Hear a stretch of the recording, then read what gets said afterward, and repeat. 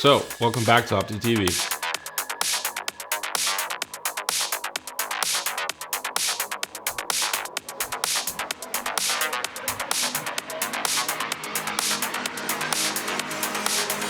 Hey guys, my name is Alberto. I've been a coach for a long time, and if you're new to this channel, this is Opti TV, which is all about optimist sailing. So we're gonna get into it right away. These are 10 golden rules for tactics and strategy. I know. Whenever an adult is telling you, oh, follow these rules and you'll be golden, pun intended. But seriously, these are 10 tips that I've used in my racing time and my coaching time that have played out so well. So I want to share with you guys so I can help you set yourself up for success. 1, don't make decisions when frustrated. This one's really hard to get because we've all been there when we've been on the race course and things don't go according to plan. You're frustrated and you don't know what to do, but keeping a cool head is absolutely crucial to success out on the race course. If you get frustrated, you can't think clearly. And if you can't think clearly, you cannot assess what's going on the race course and develop a plan. 2, speaking of plans, you need to have a game plan. You don't know how many Opti sailors I've seen out there. They just go around the course. Stop it. You need to have a game plan each and every time you send that boat across the starting line. You need to be doing pre-start homework, checking out the race course. If you have a coach, confer with them. You need to talk to them to run your game plan against somebody who can see things from a different angle than you can. 3, be at the start.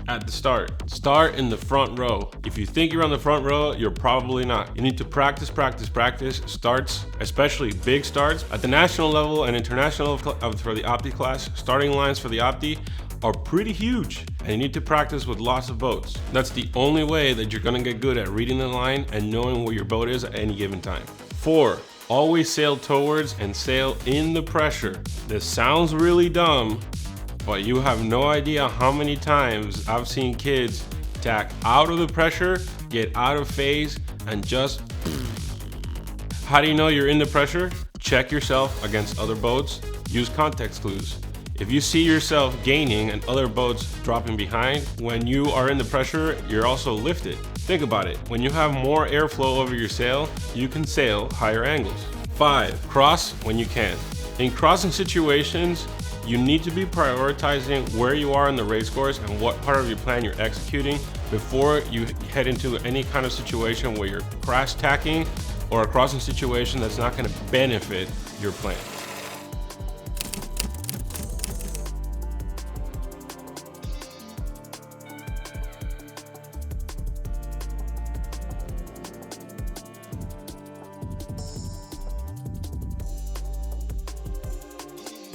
6, sail the headers on the downwind, lifts on the upwind. This one took me a while to figure out as a sailor, but once I did, everything changed for me. Headers going upwind are lifts going downwind. 7, sail the longest tack first. This is a concept that I think a lot of even advanced Opti sailors don't quite get, and that's because it's really hard to tell what the long tack is before sailing it. Try to test as often as you can where you can gauge the angles off the starting line and sail maybe 2 minutes into the upwind to get an idea of what the long tack is first. If you're in a situation where you have different flights getting off the starting line, so if you're on the second flight and the first flight is already getting off the starting line, look at the angles. It can give you a really good idea of what's going on and what to expect. 8, look before you turn. Story time. A few years ago, I was sailing Etchells and we didn't see where we were tacking into and we got T-boned. An Etchells 33 is a very big boat compared to an Optimist. That bow is very pointy. Needless to say, we really learned the lesson that day. So when you're out on the race course, look to see where you're tacking into, not just for seeing where other boats are, but also what you're tacking into. See point number 2.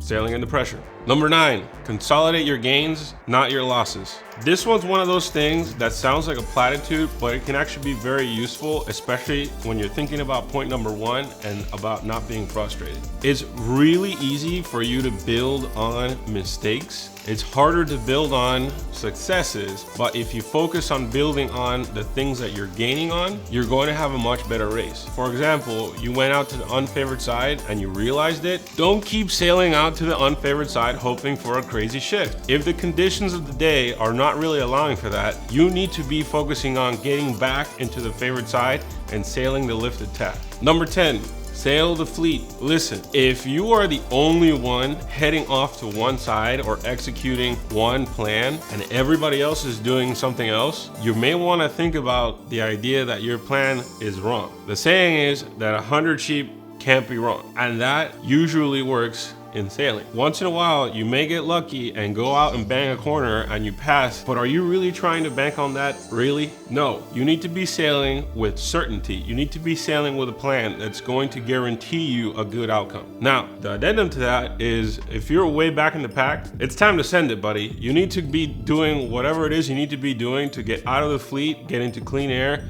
and try to gain.